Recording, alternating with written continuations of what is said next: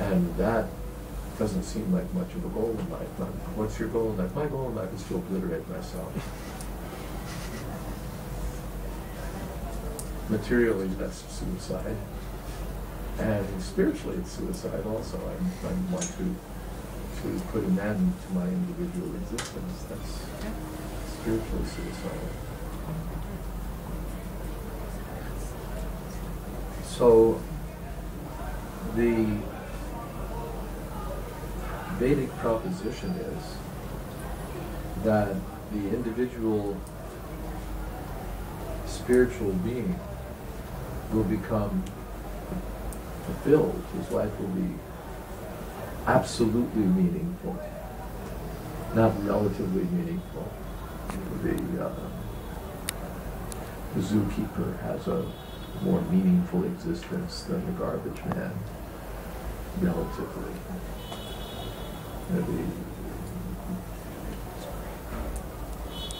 One's life becomes absolutely meaningful when one is connected with Krishna. Krishna means the Supreme Personality of Godhead, of whom every one of us is a part. And the existence of the part, the life of the part, has meaning in relation to the whole. My hand has, its existence has meaning only in relationship to the rest of the body. It may be the most gorgeous hand, it may have the most fortunate lines on the palm, it may have the most beautifully manicured fingernails, it may have all the best qualities, and when it's severed and lying in the street, it's useless. It's only when the hand is connected to the body, and even then, even if it has lousy lines, irregular nails, blotches, and whatever else it has, as soon as it's connected to the body, it means something. As soon as it's connected to the body, it means something. The hour hand and the minute hand, as long as they're on the clock, they have value. As soon as they're disconnected and lying on the floor, they're just sort of rods of metal. So one's existence becomes meaningful when one recognizes one's nature as a part of the whole. And apart from the theoretical side of things, Krishna is by nature blissful. And therefore the individual soul is also blissful, joyful by nature. The matter has no joy in it.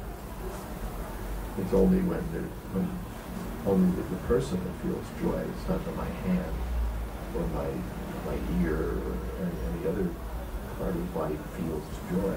It's the person who has to perceive, who has to experience the joy.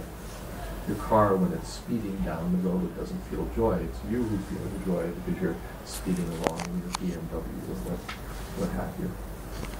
It's the person who has the experience.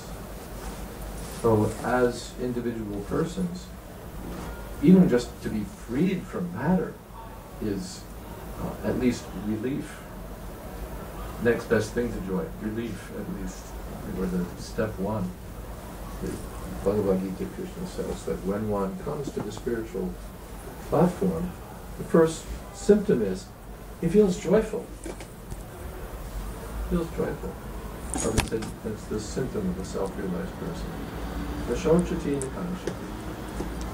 He has nothing to lament over and nothing to hanker for. What is there in the material world to hanker for? And what situation is lamentable? I'm not in a dream, whether I lost all my money or that I made a fortune in a dream is of no consequence. So the person who's awake, he has nothing to lament for, nothing to hanker for. Samasarveshu bhuteshu, he sees all circumstances equally, indifferent, material. Mad bhaktin bhavatekana. And from there he goes further to connect himself with Krishna through service. connect himself with Krishna through service. When the heart serves the whole, then there are dynamic exchanges. We're looking for them here. We're looking for dynamic exchanges that are going to make us happy. And they're dynamically depressing.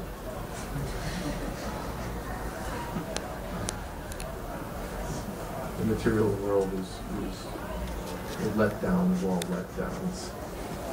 It's unfulfilling, unrewarding. It's hyped. It's not there. So when we come to our spiritual identity, first is as soon as I start to see about this relief, that's natural spiritual happiness that comes through from my spiritual identity. And then the real thing is that now we can be attracted to Krishna. Now we can move forward toward Krishna. And on that platform, there's substantial meaning. That is what if you beg there's substantial meaning. Meaning means I'm in my right position. I'm in my right position. As the leaf has meaning connected to the plant, as the microphone has meaning connected to the speaker, as the sun has meaning in its place in the sky, our life has meaning in relationship to Krishna. And that's simply the way we're made. Simply the way we're made, the way we are as living beings. We're not independent. Any more than the hand can live independently. We can't live independently.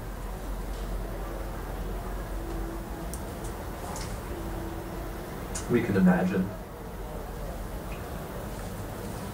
independence, absolute independence. I do whatever I want. But that's possible by Krishna's illusory energy. We can't even be independent without Krishna. We're independent of Krishna for that. So the long and the short of it is that by chanting Hare Krishna, Krishna Krishna, Hare Hare, Hare Ram, Ram Ram, Hare Hare, we naturally uncover our spiritual nature because we come in touch with Krishna and Krishna's spiritual energy, and we naturally become attracted to Krishna. By following the process of Krishna consciousness as explained and demonstrated by realized souls, we will make progress in our spiritual.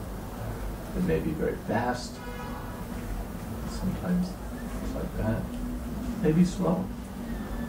It may, take little baby steps along to the centipede program, moving really slowly.